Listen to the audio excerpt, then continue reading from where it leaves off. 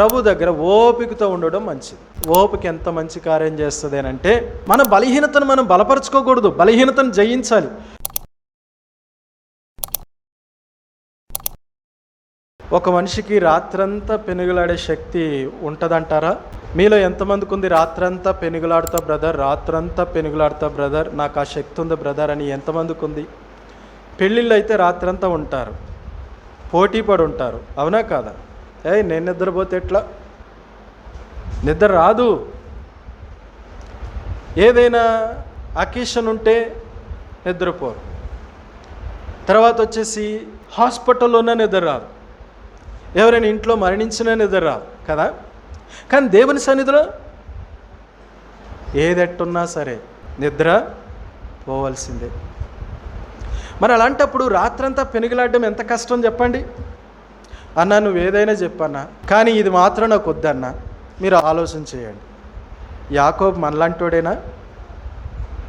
ఏమండి, యాకోబు మనలాంటోడేనా కాదా? రాత్రంతా ఏం చేశాడు యాకోబు? మరి మనం ఎందుకు పెనుగులాడలేం చెప్పండి? మనం ఎందుకు పెనుగులాడ?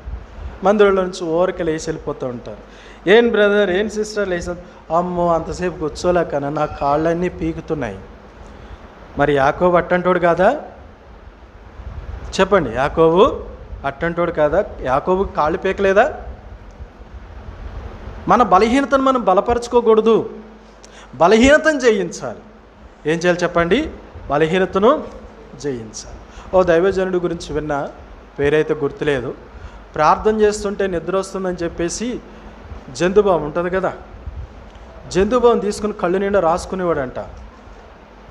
ఎంత త్యాగం అది! కళ్ళు పోతాయా పోవా తర్వాత, నేను మాత్రం దేవుని ఇంట్లో. మన బలహీనతను మనం బలపరచుకోకూడదు, బలహీనతను జయించాలి.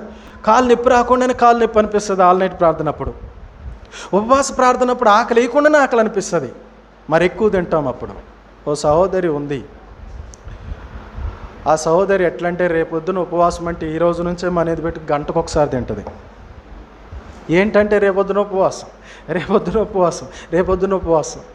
మళ్ళీ తెల్లారి లేచిన తర్వాత అమ్మో ఈరోజు ఉపవాసం అని ఇంత ఉప్మా, అమ్మో ఈరోజు ఉపవాసం అని ఇంత గ్లాస్ పాలు, అమ్మో ఉపవాసం అని బనానా.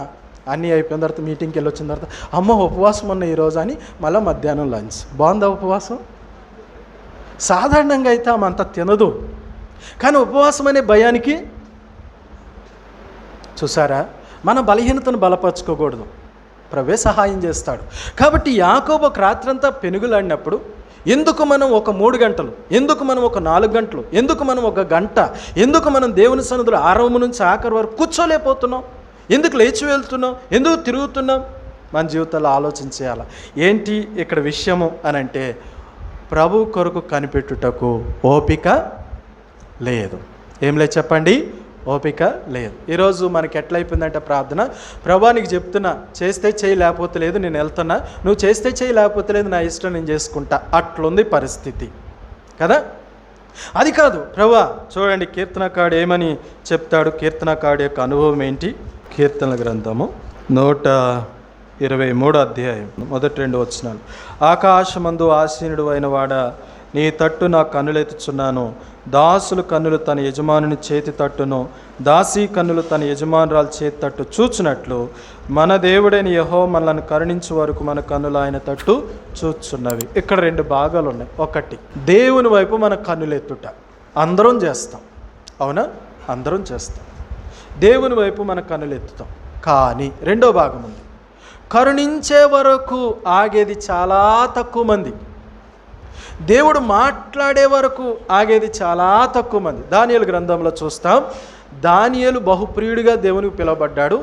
ఎందుకు బహుప్రియుడిగా పిలువబడ్డాడంటే ఒక కారణం ఏంటనంటే, దానియేలు అంట ప్రార్థన చేసిన తర్వాత సమాధానం రాకపోతే ప్రార్థనలో నుంచి లేవలే. మనమైతే ఏం చేస్తాం? ఒక గంట ప్రార్థన చేస్తే ఇంకా దేవుడు మాట్లాడలేదు ఏంటంటావు? ఒక 5 నిమిషాలు మాట్లాడితే దేవుడు నాతో మాట్లాడలేదు ఏంటంటావు? ఈరోజు దేవుని చిత్తం ఏంటి ఎవరికి తెలియట్లే.